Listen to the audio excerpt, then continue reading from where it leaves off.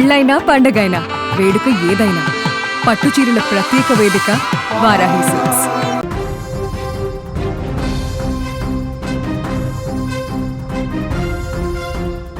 ప్రాణం కన్నా ఫీజులే ముఖ్యమనుకునేటువంటి విద్యాసంస్థల మొండి వైఖరి ఒక నిండు ప్రాణాన్ని బలి తీసుకుంది.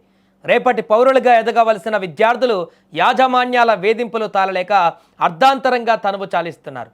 చదువు నేర్పే గుడిలాంటి కళాశాలలు నేడు కాసుల కోసం కక్కుర్తిపడే విద్యార్థుల పాలిట యమపాశాలుగా మారుతున్నాయి. ఇబ్రహీంపట్నంలోని శ్రీ ఇందో ఇంజనీరింగ్ కళాశాల యాజమాన్యం అనుసరించిన కఠిన వైఖరి ఒక విద్యార్థి ప్రాణాన్ని తీసింది. హయత్ నగర్కు చెందిన మాధరి ప్రణీత్ కుమార్ ఆ కళాశాలలో బీటెక్ 3వ సంవత్సరం చదువుతున్నాడు. పరీక్షలు దగ్గర పడుతున్నటువంటి తరుణంలో హాల్ టికెట్ కోసం కళాశాలకు వెళ్ళిన ప్రణీత్కు చేదు అనుభవం ఎదురైంది.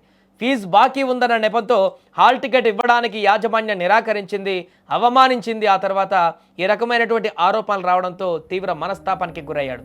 కళాశాలలో జరిగినటువంటి ఈ అవమానం పరీక్ష రాయలేనేమోనన్నటువంటి భయం ప్రణీత్ను మానసికంగా కుంగదీశాయి. తోటి విద్యార్థుల ముందు పడ్డ అవమానాన్ని తట్టుకోలేక భవిష్యత్తు అంధకారం అవుతుందన్న ఆవేదనతో ప్రణీత్ తన ఇంట్లోనే ఫ్యాన్కు ఉరివేసుకొని ఆత్మహత్య చేసుకున్నాడని బంధువులు ఆరోపిస్తున్నారు.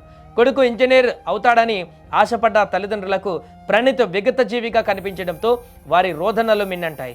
యాజమాన్యం వేధింపుల వల్లే తన కొడుకు చనిపోయాడని బాధ్యులపైన కఠిన చర్యలు తీసుకోవాలంటే ఇప్పుడు ప్రణీత్ తండ్రి కన్నీరు మున్నీరవుతున్నాడు. ప్రస్తుతం హయత్ నగర్ పోలీసులు కేసు నమోదు చేసుకొని దర్యాప్తు చేస్తున్నారు.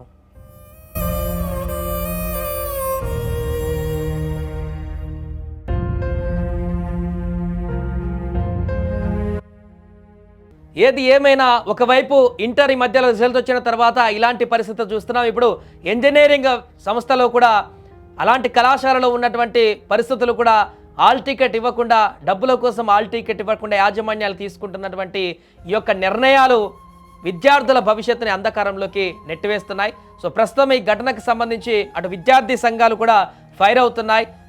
ఈరోజు ప్రణీత్ అంతకుముందు అనేక మంది ఇలాంటి ఆరోపణలు కాదు ఇలాంటి పరిస్థితులను ఎదుర్కొన్నారు.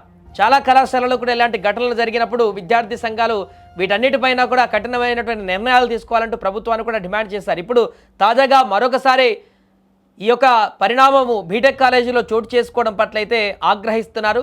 మరి దీనికి సంబంధించి ప్రణీత్ తల్లిదండ్రులు ఇప్పటికే డిమాండ్ చేస్తున్నారు. కఠినమైనటువంటి చర్యలు తీసుకోవాలి, ఆ బాధ్యులపైన కాలేజీ యాజమాన్యపైన కఠిన నిర్ణయాలు తీసుకోవాలంటూ డిమాండ్ చేస్తున్నారు. వీరితో పాటు విద్యార్థి సంఘాలు కూడా ఈ ఘటనను చాలా సీరియస్గా చూస్తున్నాయి.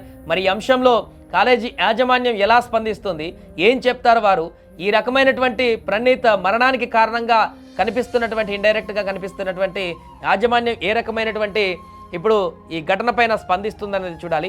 ఏదేమైనా ఆ తల్లిదండ్రులకైతే చేతికొచ్చినటువంటి కొడుకు ఇంకొక సంవత్సరం అయితే ఇంజనీరింగ్ కంప్లీట్ అయిపోతుంది, ఆ తర్వాత ఉన్నతమైనటువంటి జాబ్లో సెటిల్ అయిపోతాడు, తమకు వెనుదన్నుగా ఉంటాడు, భవిష్యత్తులో ఇంకా అనేక రకమైనటువంటి ఎంతో ఉన్నత స్థాయికి ఎదుగుతాడనుకున్నటువంటి కన్న కొడుకు ఈరోజు లేడనేటువంటి వార్తను ఆ తల్లిదండ్రులు జీర్ణించుకోలేకపోతున్నారు. చేతికి అందొచ్చినటువంటి ఇంట్లో బిడ్డ ఇప్పుడు తమతో పాటు లేడనేటువంటి విషయాన్ని కూడా వారు జీర్ణించుకోలేకపోతున్నారు. మరి దీనికి సంబంధించి ఎలాంటి నిర్ణయం తీసుకుంటుంది కాలేజీ యాజమాన్యం అండ్ వీళ్ళకి ఎలాంటి న్యాయం జరుగుతుందనేది కూడా వేచి చూడాలి.